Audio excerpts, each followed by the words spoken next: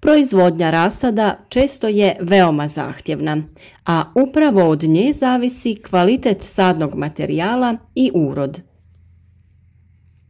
Za rasad bilo koje biljne vrste koju želimo uzgajati, od iznimne je važnosti upravo naša odluka kada ćemo krenuti sa sjetvom, kako bi dobili dobro razvijen i dobro ukorijenjen rasad.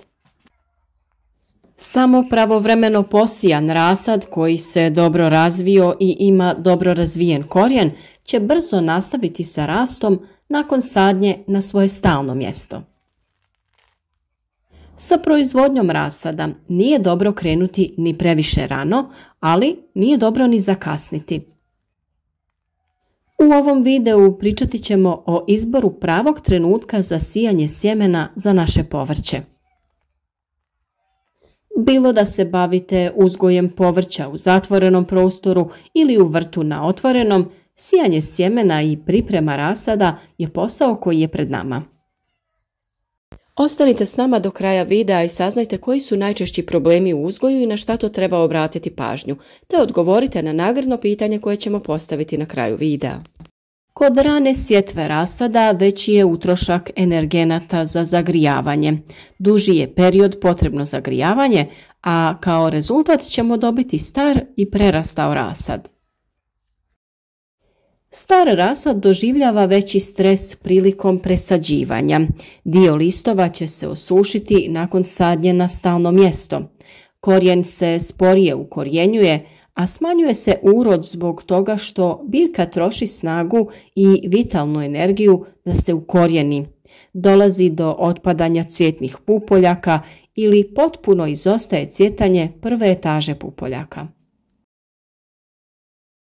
Sa druge strane, ni suviše kasna sjetva nije dobra. Biljke neće imati dovoljno vremena da se razviju.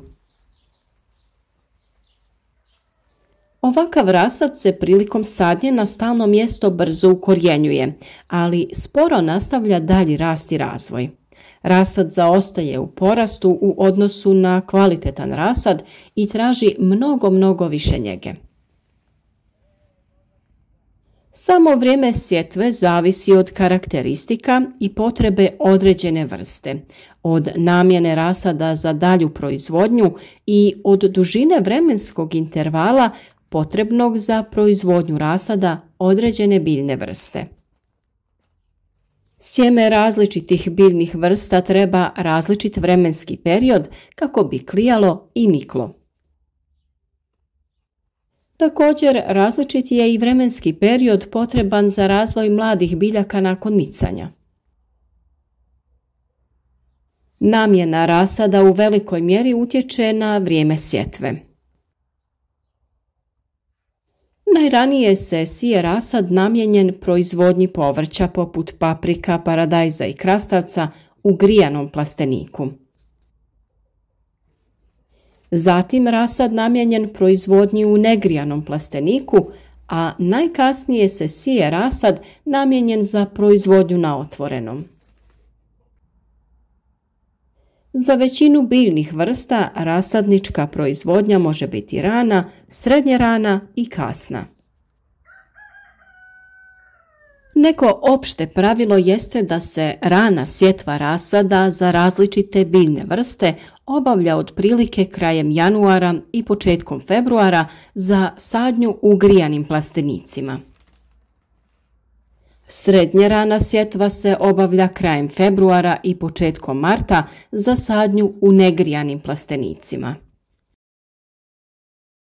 Dok se kasna sjetva obavlja krajem marta ili početkom aprila za sadnju na otvorenom, to jest za sadnju u maju. Dužina tog rasadničkog perioda zavisi od biljne vrste i sortnih karakteristika, ali zavisi i od uslova rasadničke proizvodnje. Na vrstu i sortu ne možemo utjecati, ali možemo na uslove rasadničke proizvodnje. Dužina rasadničkog perioda obuhvata klijanje, nicanje, rast i razvoj mlade biljke spremne za sadnju.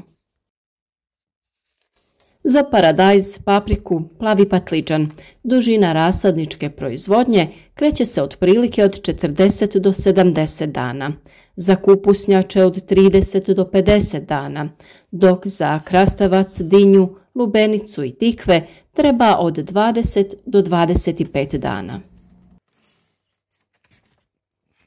Klijanje za različite vrste povrća pri optimalnim uslovima traje od 2 do 10 dana. Što je temperatura niža od optimalne, to je ovaj period duži, a sjeme je podložnije truljenju i propadanju.